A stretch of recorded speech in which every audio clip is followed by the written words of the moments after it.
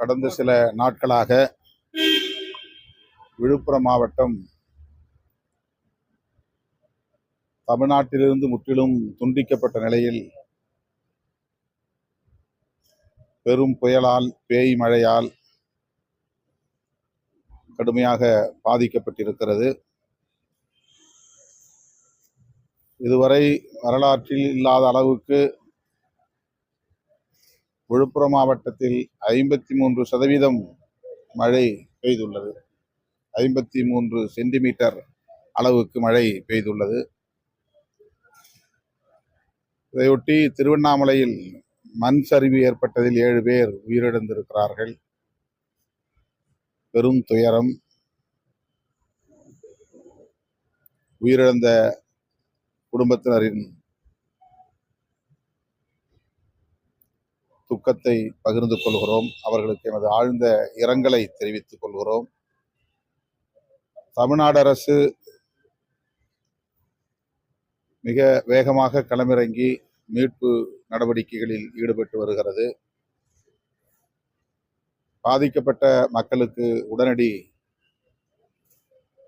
உதவிகளையும் செய்து வருகிறது. பொதுமக்களின் ஒத்துழைப்போடு இந்த துயரத்திலிருந்து மக்கள் மீளப்பெற வேண்டும் என்று விழைகிறோம். தமிழ்நாடு அரசும் பொதுமக்களும் இணைந்து பாதிக்கப்பட்டவர்களை மீட்கவும் பாதுகாக்கவும் பணியாற்றி கொண்டிருக்கிற சூழலில்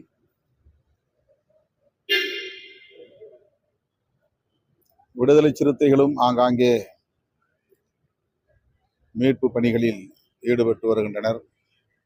தொடர்ந்து ஈடுபட வேண்டும் என்றும் கேட்டுக்கொள்கிறேன்.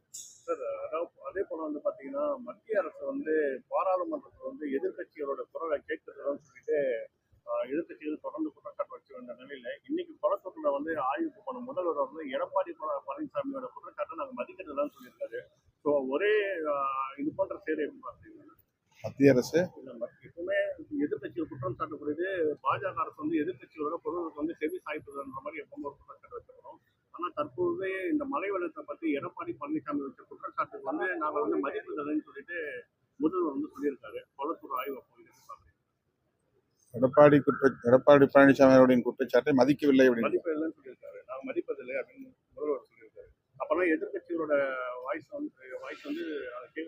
இதே செயல தான் பிஜேபி இப்போ அதே இதை ஆளுங்கட்சி திமுக கேட்டிருப்பாங்க.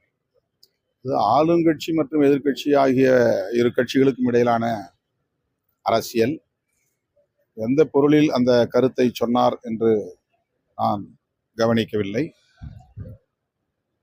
எதிர்கட்சிகளின் விமர்சனங்களை ஏற்பதும் விமர்சனங்களுக்கு உரிய விடை இருப்பதும் ஆளும் தரப்பாரின் கடன் என்பதை அனைவரும் அறிவோம்.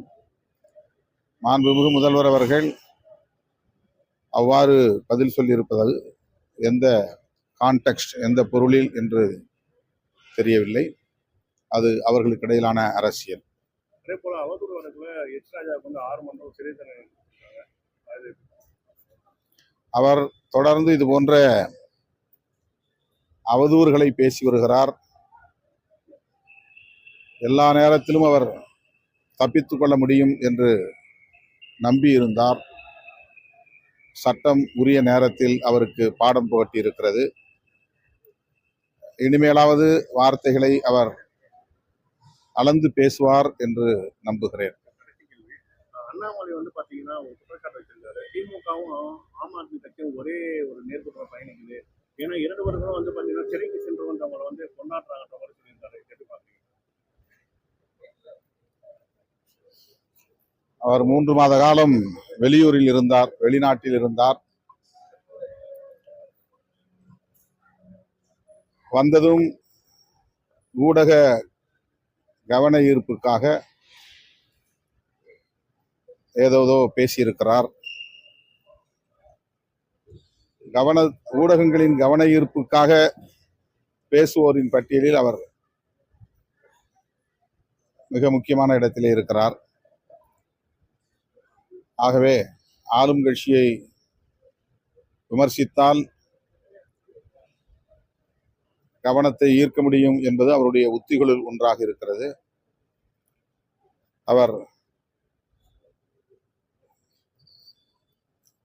ஒரு எதிர்க்கட்சியாக தன்னை நினைத்துக் கொண்டு, அதாவது அதிமுக எதிர்க்கட்சி அல்ல, பாஜக தான் தமிழ்நாட்டின் எதிர்க்கட்சி என்பதை போன்ற ஒரு கற்பனா உலகத்தில் இருந்து கொண்டு அவர் பேசிக் கொண்டிருக்கிறார்.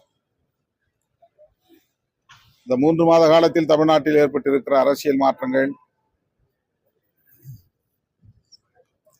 அதையெல்லாம் அவர் தன்னுடைய கற்பனைகளில் இருந்து, யூகங்களில் இருந்து, கருத்துக்கள் என்கிற பெயரால் விமர்சனங்களை முன்வைத்திருக்கிறார். அவருடைய கருத்துக்களுக்கு இப்போது போதிய வலு இல்லை என்பதுதான் உண்மை.